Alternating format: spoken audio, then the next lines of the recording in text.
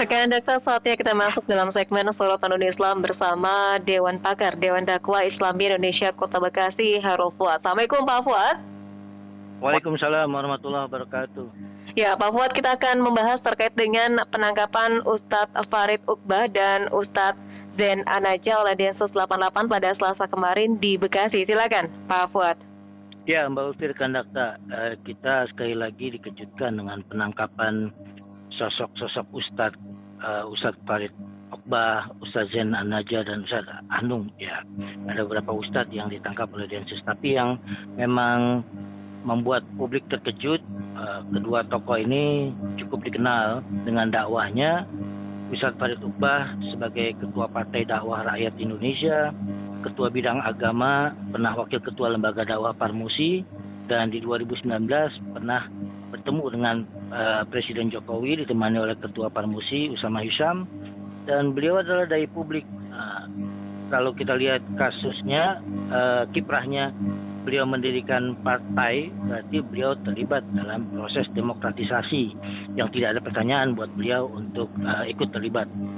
Kemudian yang kedua, sosoknya adalah Ustadz Zain An-Najah, anggota Komisi Fatwa MUI Pusat, juga aktif di Dewan Dakwah dan sebagai dai yang secara terbuka bisa diakses jejak digitalnya, bagaimana kedua tokoh ini berceramah.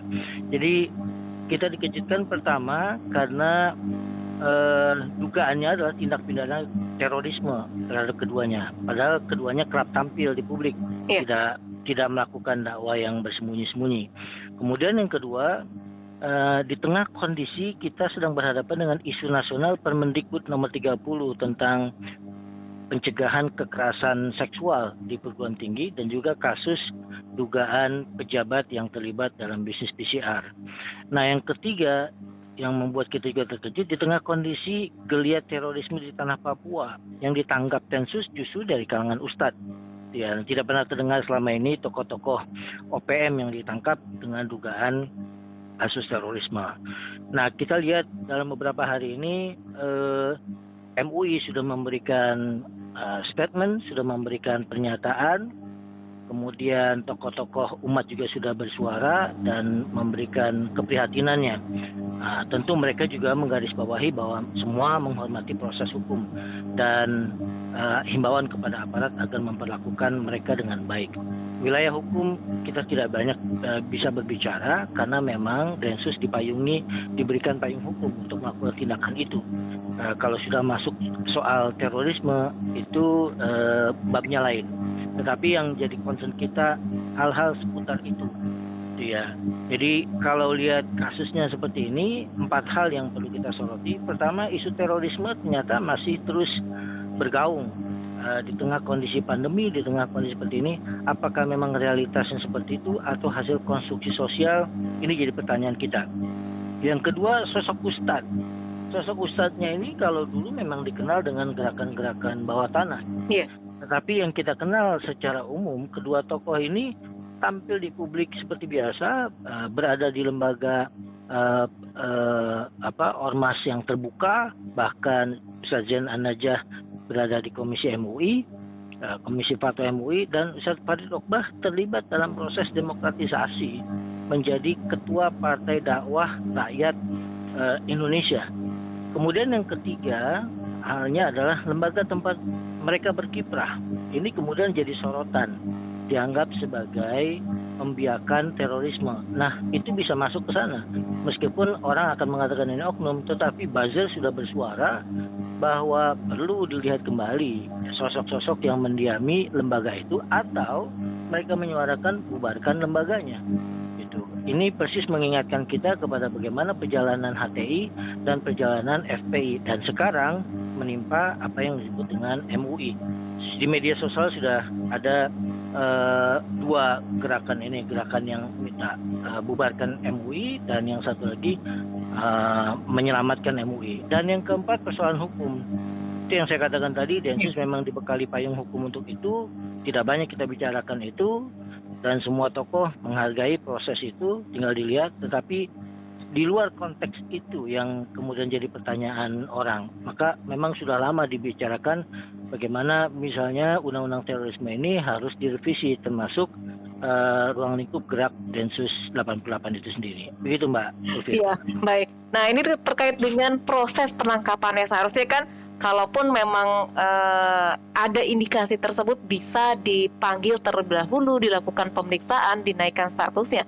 Nah, kecuali khusus untuk terorisme mungkin ya, ataupun juga ITE, kayaknya langsung ditangkap begitu tanpa adanya pemeriksaan terlebih dahulu. Tabayun apakah memang benar atau tidaknya nih Pak Fuad? Ya, ini yang jadi sorotan. Kalau memang sudah dugaan terorisme, tidak bisa berbuat apa-apa orang. Jadi itu memang sudah bisa dilakukan penangkapan kapan saja, di mana saja gitu. Tapi mungkin yang disoroti orang proses penangkapannya ketika datang ke rumah, sempat disoroti bahwa masuk ke asrama putri misalnya, ya ketika mereka tidak berhijab gitu. Ketika menangkapnya tidak, ya masuk wilayah terorisme, tapi dia menghargai hak asasi manusia keluarga yang berada di tempat itu gitu. Nah, ini memang jadi perdebatan soal terorisme itu soal yang dianggap benar-benar mengkhawatirkan, benar-benar paling berbahaya. Maka kalau sudah kena pasal ini ya undang-undang memang menyediakan aparat untuk melakukan itu. Ini yang jadi concern semua orang kalau sudah kena label ini.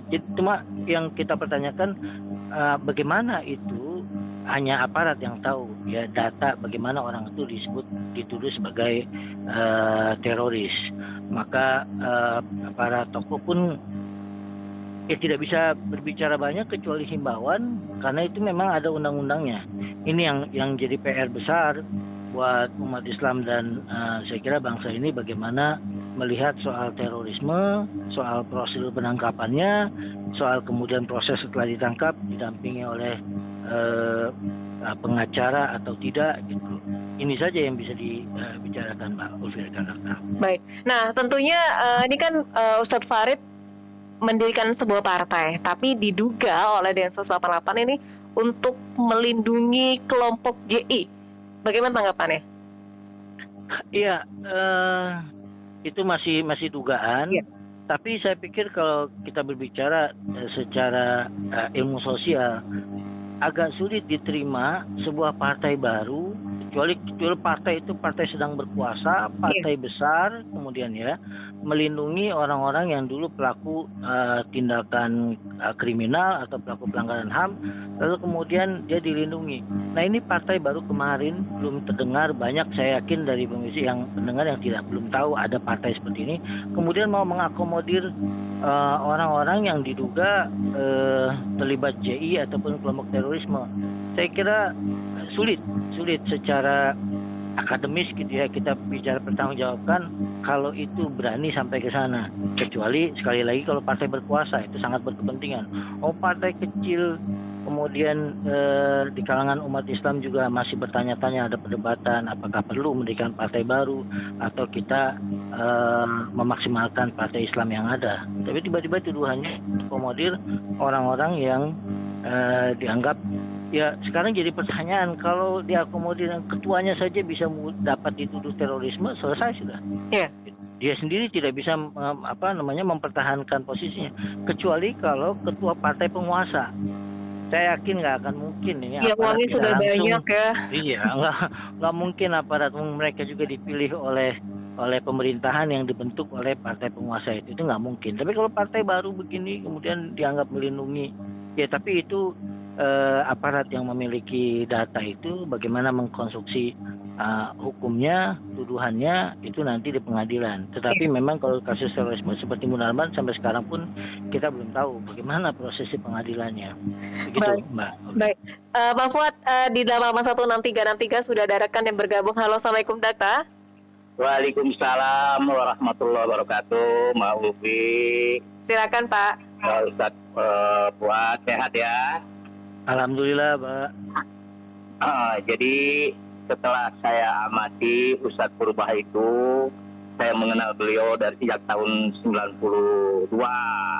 Ceramahnya saya ikutin, termasuk Ustadz yang 3 tadi itu saya mengenal, dengerin ceramah. Kalau Utbah saya sering ikut juga dalam kegiatan-kegiatan. Orang soleh semua ini.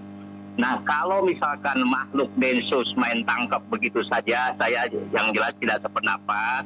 Bahkan Densusnya sendiri adalah teroris, kalau saya mengartikan seperti itu. Nah, kemudian perkara kena teroris atau tidak, ini orang yang sudah dikenal di publik, ya, yang sudah tahu kualitasnya. Mestinya tetap harus koordinasi dengan majelis ulama.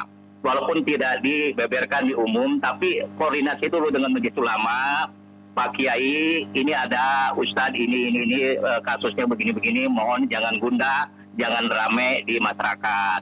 Nah, ini makan nggak mencaplok, bahkan Ahwat sendiri tahu orang lagi ada tidak pakai kerudung segala macam, itu sepatu Densus, makhluk Densus masuk ke ruangan-ruangan Ahwat.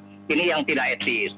Ya, jadi saya sampaikan, ini Pak Ustadz, ini titipan adalah Syiah LDII sudah merapat kepada pemerintah, ya. Ini titipan, mereka orang-orang fobia. Titipan Ustadz. Jadi saya amati beberapa orang yang saya dekat sering bicara, ada hal-hal selentingan seperti itu. Ini titipan Syiah LDI. Itu aja Pak Ustadz. Semoga kita selalu tenang, waspada, dan insya Allah Munarman Desember diadili di sidang. Insya Allah tidak lama lagi ada perkembangan. Dalam kondisi Munarman sehat, Ustadz Habib Rizik juga sehat. Kemudian insya Allah Densus harus diruqyah. Cuman alhamdulillah yang tim ruqyahnya Abu Akila sudah tiada. Jadi harus ada ruqyah yang paten. Terima kasih Ustaz. Assalamualaikum. Waalaikumsalam warahmatullahi wabarakatuh. Pak Fuad, sebelum dijawab ada rekan Dakta yang ingin bergabung kembali. Halo, Assalamualaikum Dakta. Ya, terputus mungkin rekan Dakta lainnya dapat bergabung bersama kami melalui telepon di 0218816363. Silakan ditanggapi Pak Fuad ini dari Pak Qasim tadi. Ya, Mbak Ulfir Kanata, inilah memang soal sensitivitas ini yang sudah lama dipertanyakan umat. Soal keadilan, soal sensitivitas bagaimana memperlakukan tokoh-tokoh umat gitu ya. Ketika misalnya ada tuduhan terorisme, tuduhan yang lain. Ada lembaganya, memang harusnya diperlakukan berbeda dengan yang biasa. Maka saya katakan di awal ketika saya buka ini kita dikejutkan tokoh, dikejutkan prosedurnya, dikejutkan isunya yang tidak terbayang sebelumnya. Nah, kalau boleh saya tambahkan, ini kan tokoh-tokoh Ustadz ini memang rentan untuk hal-hal tuduhan seperti ini, yaitu resiko dakwah bagi para Ustadz. Pertama, di mana rentannya? Pertama, para Ustadz itu punya tradisi silaturahmi. Tradisi silaturahmi ini mendorong mereka untuk berhubungan dengan sebanyak-banyaknya lapisan masyarakat. Jadi dia bisa bertemu dengan siapa saja, dengan orang mantan terorisme, orang macam-macam. Nah, itu bisa di-framing bahwa Ustadz ini bagian dari kelompok itu. Yang kedua, sosok Ustadz itu sosok yang diminta pandangannya untuk berbagai masalah. Soal keuangan, rumah tangga, perbuatan dosa, tindakan kriminal, dan mungkin juga pelaku tindakan terorisme. Curhat kepada Ustadz bagaimana. Nah, ketika diberikan jawaban itu dianggap mungkin direkam, tapi kita tidak tahu dukungan terhadap kelompok tertentu. Padahal itu hanya semacam rekomendasi ataupun saran dari beliau. Nah, yang ketiga, sosok Ustadz itu bergerak melakukan amar ma'ruf nahi munkar. Kalau bergerak ini tidak bisa dihindari bahwa para Ustadz itu akan berbicara yang bisa dalam kategori dianggap kritik, bahkan kritik keras kepada pemerintah. Nah, ini yang keempat, dia bilang sosok Ustadz itu penggerak, pengumpul infak dan sedekah. Nah, ketika terkumpul bisa jadi dana ini disalahgunakan kelompok tertentu, gitu, sehingga dianggap sebagai Ustadz ini terlibat mobilisasi dana untuk kelompok terorisme. Jadi tokoh Ustadz yang suka silaturahmi, kemudian tempat curhat untuk berbagai masalah, sosok yang menegakkan amar ma'ruf nahi munkar, dan kemudian penggerak mengumpul infak dan sedekah, ini memang rentan dikriminalisasi. Gitu. Baik, Pak Fuad, sebelum dilanjutkan kembali ada Pak Aryos di 8816363. Assalamualaikum Pak Aryos. Waalaikumsalam warahmatullahi. Silakan Pak Aryos. Ya, Assalamualaikum Ustaz. Waalaikumsalam warahmatullahi wabarakatuh. Begini Ustaz, saya ambil kesimpulan aja. Kan kita udah tahu semua nih rezimnya. Kan ada aku bangga anak PKI bikin, aku bangga anak PKI masuk di parlemen, di DPR. Inilah rezim sekarang kan. Jadi kalau siapa aja yang ini, kita orang Islam ini terbagi nih Ustaz. Islam Nusantara itu di sana Nah ini yang mendukung begini nih, nangkap yang kalau orang nanti sesuai Al-Quran, sesuai hadis, sesuai Rasul gitu ya ditangkap. Cuman ada intinya begini Ustaz, kalau nggak salah saya lihat di TV itu ini Ustaz Farid Uqbah ini ada macam penggalangan dana zakat. Jadi intinya itu kita orang Islam itu tidak boleh saling membantu mengumpulkan dana untuk saling membantu umat. Jadi harus kita tergantung kepada CNS. Jadi itulah tanggapan saya. Assalamualaikum. Waalaikumsalam warahmatullahi wabarakatuh. Silakan Pak Fuad. Ya, inilah tindakan yang kita kategorikan dakwah bisa kemudian itu yang saya sebut dikriminalisasi. Bergantung prosesnya. Maka pernah Ustadz Mustafa Nahrawalia memberikan statusnya kepada para ustadz, hati-hati. Ini bukan kemudian kita mencurigai orang di sekeliling kita, tapi memang kondisinya memungkinkan untuk para ustadz mewaspadai ketika bersilaturahmi, ketika ada yang curhat soal terorisme, soal tindakan kriminal, ketika melakukan ma'ruf nahi munkar, ketika melakukan pengumpulan infak dan sedekah, rentan kemudian disusupi. Dan kemudian ya bisa direkam, bisa difoto, bisa segala macam gitu ya. Karena dia diundang untuk satu forum berbicara konteksnya Al-Quran Sunnah, tapi kemudian di framing masuk dalam kategori tertentu. Jadi kalau kita lihat misalnya Ustaz Farid Uqbah, file-file yang tahun 2016 itu dibuka ya berhubungan dengan A, dengan B, dengan C gitu. Nah inilah kalau kan orang juga akhirnya bertanya, bagaimana Ustaz Farid Uqbah pernah bertemu dengan presiden? Iya. Apakah kemudian presiden juga bagian dari itu? Itu kan jadi pertanyaan-pertanyaan liar seperti itu. Kalau hanya sekedar bertemu, kemudian orang curhat. Dan itu sosok Ustaz memang terbuka gitu. Jadi yang Pak Arya tadi sampaikan, memang ini yang akan saya sampaikan. Ya, implikasi penangkapan ini apa? Pertama, bisa mengarah dan sudah menjadi wacana isu pembubaran.